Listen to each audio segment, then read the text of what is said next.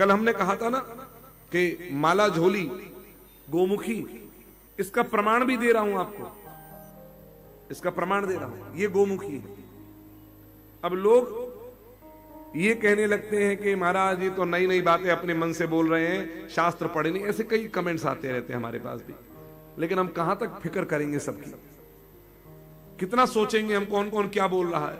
कोई कहता है बड़ा ज्ञान भरा है इनमें, यही ज्ञानी एक है। कोई बोलता है जाओ प्रभुपाद जी से ज्ञान लो जा करके। लेंगे भैया, दोबारा कभी जन्म लेंगे, अब तो है नहीं धरती पर, जब लेंगे तब दोबारा ले लेंगे।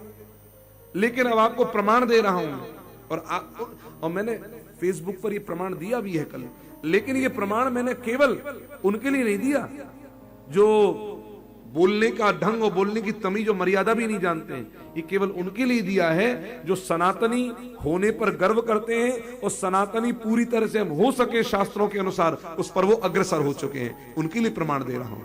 कृत्य सार समुच्चय नामक एक ग्रंथ है शास्त्र में, उसमें स्पष्ट रूप से लिखा है कि माला झोली कैसी होनी चाहिए। शास्त्रीय माला झोली का विधान है मणिबंध। मणिबंध जानते हो, ये जो हिस्सा है ना, इसको मणिबंध बोलते हैं।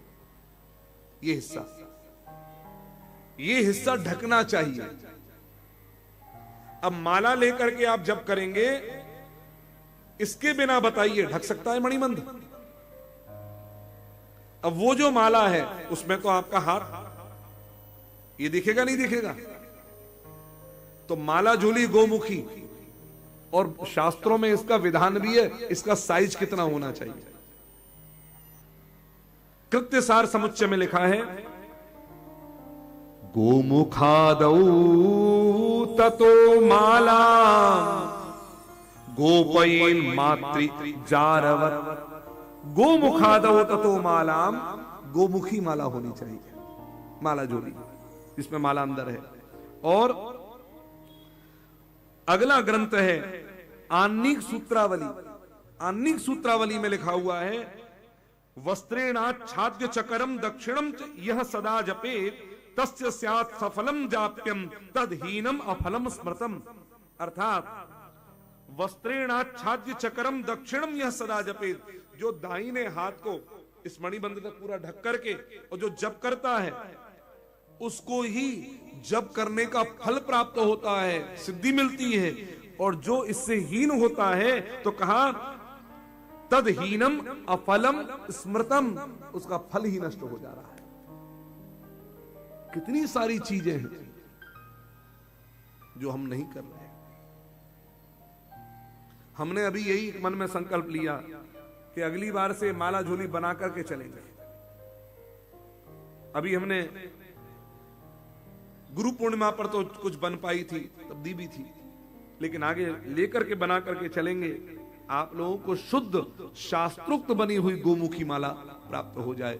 अब इसमें एक समस्या क्या थी, लोगों को यह समस्या थी, ये इनोवेशन है। अभी हमारा इनोवेशन क्या है, समस्या ये थी, और जो माला झोली होती है आजकल अंडाकारी सब, उसको गले में टांग लो। हाँ ये देखो, ये पीछे है, ये माला झोली ये चल गई, ये चलन शास्त्रीय नहीं है।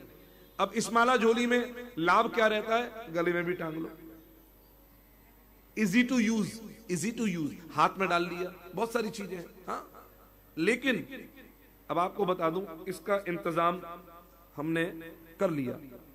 और कर क्या लिया, अब आपको माला झोली कहां रखें, कैसे रखें, तो इसको सीधा सीधा उठाया, उठा करके आपने आराम से यहां पर रख लिया। इसको भी आपने कपड़ा पहना दिया, और पहना करके आराम से आपने ये बंद कर लिया, और बंद करके आप आराम से टांग लीजिए। अब इसको ये देखिए, इजी टू यूज हो गया, नहीं हो गया? ताली तो बजा दो इसके लिए, इतना प्रैक्टिकल करके पूरा दिखाया है। ये माला झोली तो आपको मैंने ये प्रमाण के रूप में भी दिया कि गोमुखी से ही जप करना चाहिए।